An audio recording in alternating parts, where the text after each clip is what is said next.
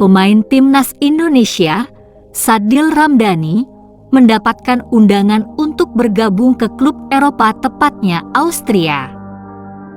Kabar ini disampaikan secara langsung oleh mantan legenda timnas Indonesia, Kurniawan Dwi Yulianto, kepada Bolasport.com, Minggu, 16 Oktober 2022.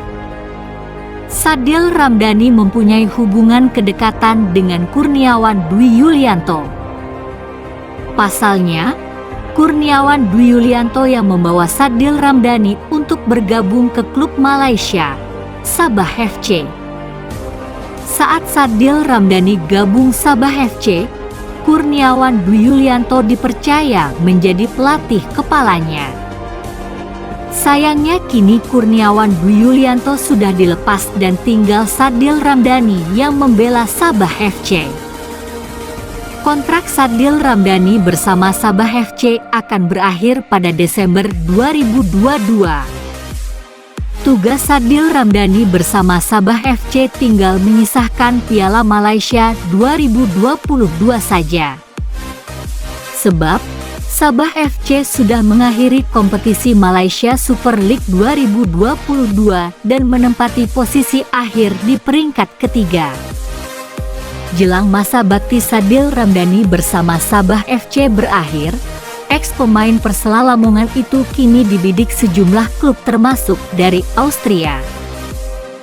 Kurniawan Dwi Yulianto mengakui bahwa klub Austria itu sudah mengirimkan email pertanda tertarik dengan Sadil Ramdhani. Ya, ada undangan dari klub Liga 2 Austria untuk Sadil Ramdhani. Kurniawan Dwi Yulianto mengatakan bahwa sebenarnya sejak musim lalu Sadil Ramdhani ingin dibawa salah satu agen ke Eropa. Namun demikian, Sabah FC tidak melepas Sadil Ramdhani karena masih terikat kontrak. Saya di sini hanya mengarahkan dan mengapa saya ingin Sadil Ramdhani ke Eropa karena saya lihat kualitasnya. Tapi yang memutuskan itu ya Sadil Ramdhani, jadi dia harus benar-benar memikirkan itu secara matang, kata Kurniawan Dwi Yulianto. Kurniawan Dwi Yulianto berharap agar Sadil Ramdhani bisa menerima tawaran dari klub Austria itu. Sebab, ia ingin kualitas Sadil Ramdhani bisa lebih meningkat jika berkarier di Eropa. Selain klub Austria itu, Sadil Ramdhani juga diminati oleh tim asal Indonesia. Tak hanya itu, Sabah FC juga tertarik untuk memperpanjang kontrak Sadil Ramdhani selama 2 tahun ke depan. Jadi semua keputusan ada di Sadil Ramdhani, dia mau ambil di Austria, Indonesia, atau tetap di Malaysia. Saya sudah memberikan gambaran kepada Sadil Ramdhani, kalau di Eropa situasinya akan seperti ini karena masih belum pasti juga berhasil di sana. Tapi kalau dia mau coba silahkan dan kalau berhasil alhamdulillah, ucap Kurniawan Dwi Yulianto. Jika Sadil Ramdhani berminat, maka klub Austria itu langsung akan mengurusi semuanya baik dari tiket pesawat terbang, akomodasi hotel, dan lain-lain.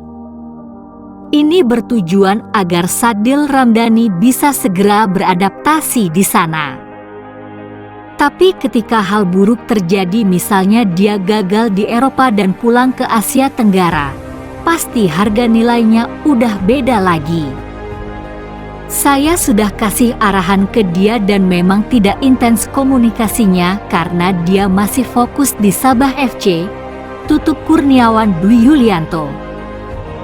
Di bawah asuhan Shin Tae-yong, timnas Indonesia banyak mengalami peningkatan.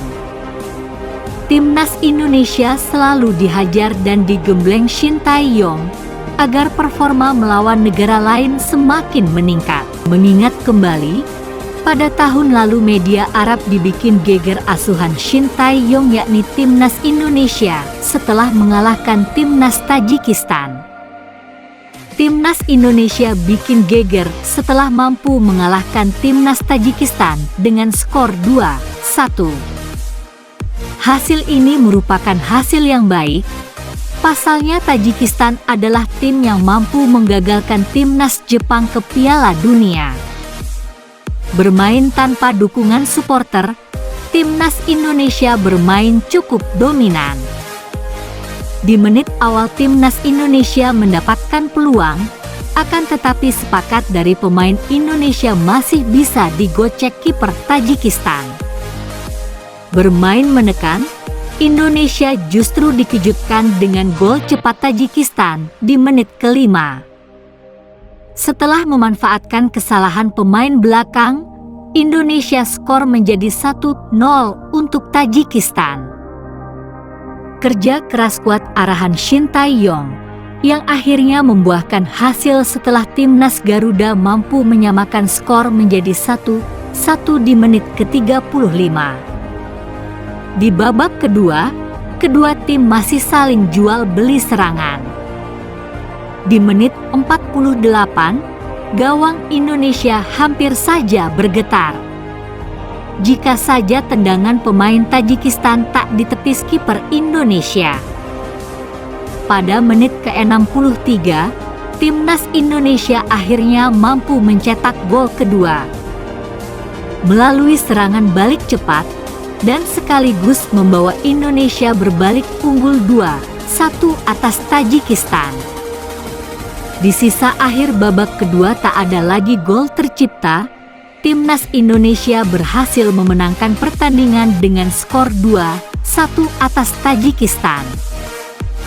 Pertandingan tersebut adalah laga Timnas Indonesia di tahun 2021 kemarin.